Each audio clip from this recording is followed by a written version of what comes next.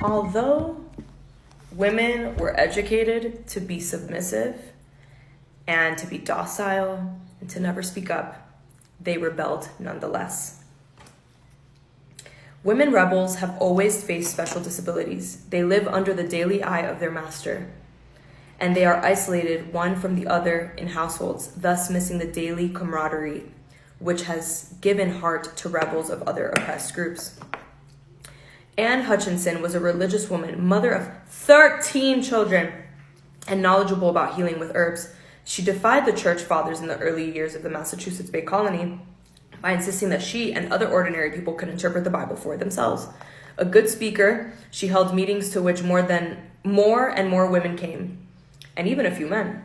And soon groups of 60 or more were gathering at her home in Boston to listen to her criticisms of local ministers.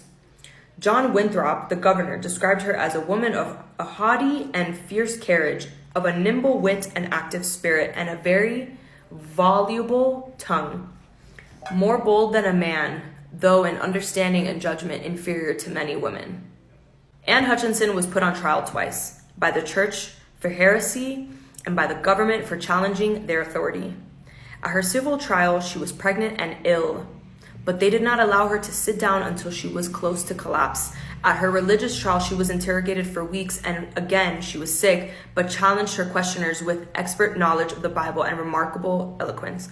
When finally she repented in writing, they were not satisfied. They said her repentance is not in her countenance. She was banished from the colony, and when she left for Rhode Island in 1638, 35 families followed her.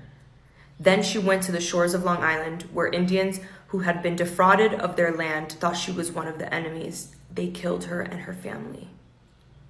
20 years later, the one person back in Massachusetts Bay who had spoken up for her during her trial, Mary Dyer, was hanged by the government of the colony along with 2 other Quakers for rebellion, sedition, and presumptuous obtruding themselves. All because this woman had the audacity to say, I can interpret the Bible for myself. Having the audacity to speak it out loud, to inspire people.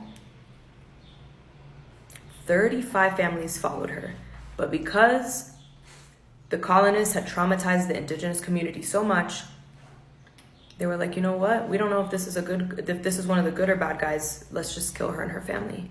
That's freaking crazy. This is what the roots of the American society that we know has embedded into it. Punish women who dare to speak. Punish women who dare to say, I can think for myself. Punish women for being people.